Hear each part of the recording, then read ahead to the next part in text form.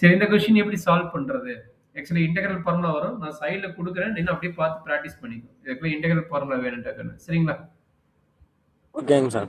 இந்த கொஸ்டின் எப்படி சால்வ் பண்ணலாம் அப்படின்னா, ஃபர்ஸ்ட் எடுத்தபடி என்ன பண்றீங்கன்னா, secant square x tan y dx இந்த பிளஸ் சைன் அங்க போச்சுன்னா minus sign right hand side கொண்டு போயிருங்க.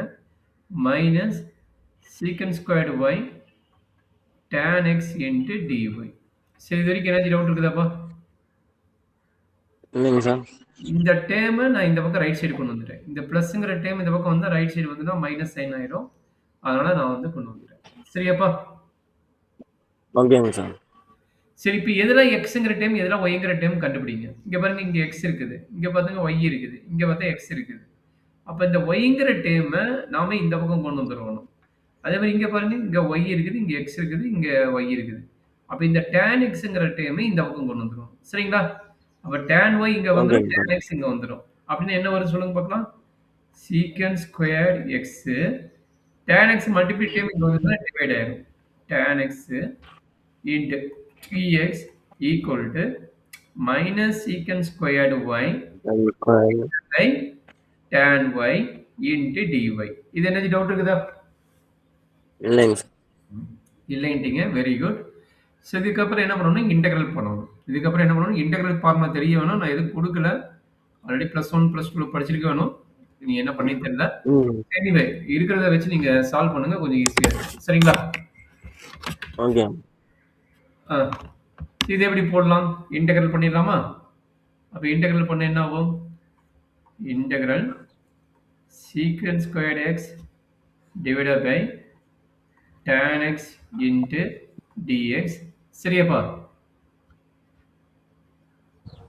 equal to minus integral secant squared y divided by tan y into dy. கரெக்டாடா கண்ணு? கரெக்டுங்க சார். சரி இதுக்கப்புறம் என்ன பண்ண வேணும்? இது வரைக்கும் கொண்டு வந்துடும். இதுக்கப்புறம் ஃபார்முலா தெரிஞ்சதான் மூவ் பண்ண முடியும். சரி நான் இப்போ நடத்துகிறேன் பாருங்க. t equal to என்ன எடுக்கிறீங்க?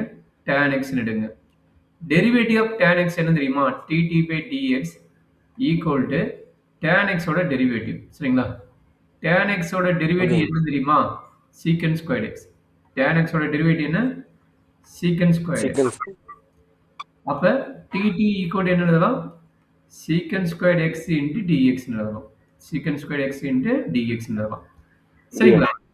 அப்ப பாருங்க secant squared into dx வந்து நம்ம என்ன எழுதலாம்? dt ன்னு எழுதலாம். இந்த tan x க்கு பதிலா என்ன எழுதலாம்? t ன்னு எழுதலாம். அதே தான் ரைட் ஹேண்ட் சைடு ஐடியாவும். ரைட் ஹேண்ட் சைடு வந்து u ன்னு எடுத்துக்கங்க. u வந்து என்னது? கீழ டினாமினேட்டர் இருக்கிற tan y ன்னு எடுத்துக்கங்க. அப்ப du by dx என்ன கிடைக்கும் அப்படின்னா secant squared y ன்னு கிடைக்கும். அப்ப du equal to என்னன்னா du by dy ன்னு வச்சுக்கோங்க. அப்ப du equal to என்ன கிடைக்கும்னா secant squared y into dy ன்னு கிடைக்கும். சரிங்களா? ஓகேங்க sir. secant squared y into dy க்கு பதிலா என்ன எழுத போறோம்? du ன்னு. இந்த tan y க்கு பதிலா என்ன எழுத போறோம்? u ன்னு எழுத போறோம். சரிங்களா? அப்ப என்ன நடக்கும் பாருங்க.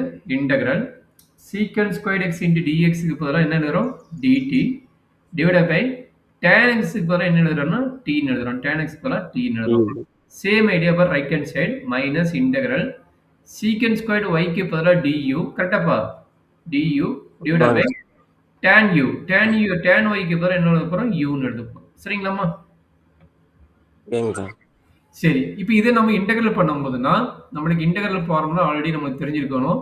Integral dx by x or integral 1 by x into dx. இது ரெண்டுக்குமே சேம் ஃபார்முலா என்னன்னா log x தான். log x என்ன formula? log x plus c ன்னு போடுங்க. இங்க log x plus log c ன்னு போட்டுங்க. சரிங்களா? அப்ப என்ன கிடைக்கும் பாருங்க இதுக்கு வந்து லெஃப்ட் சைடுக்கு வந்து log modulus of t ன்னு போட்டுங்க. ரைட் சைடு வந்து minus log modulus of u போட்டுங்க. ரெண்டுக்கு கம்பைன் பண்ணி log c ன்னு போட்டுக்கோ. சரியாப்பா? ஓகேங்க சார். இப்போ t யோட வேல்யூ என்ன? t யோட வேல்யூ பார்த்தீங்கன்னா tan x, u யோட வேல்யூ பார்த்தீங்கன்னா tan y. அப்ப எப்படி எழுதலாம்? log tan x equal to minus log modulus tan y plus log c. இதுல ஏதாவது டவுட் இருந்தா சொல்றாங்கன்னு? இல்லைங்க சார். அப்ப லாக் நமக்கு ஆல்ரெடி லாக்ரதம் ஃபார்முலா தெரியும். லாக்ரதம் ஃபார்முலா என்ன?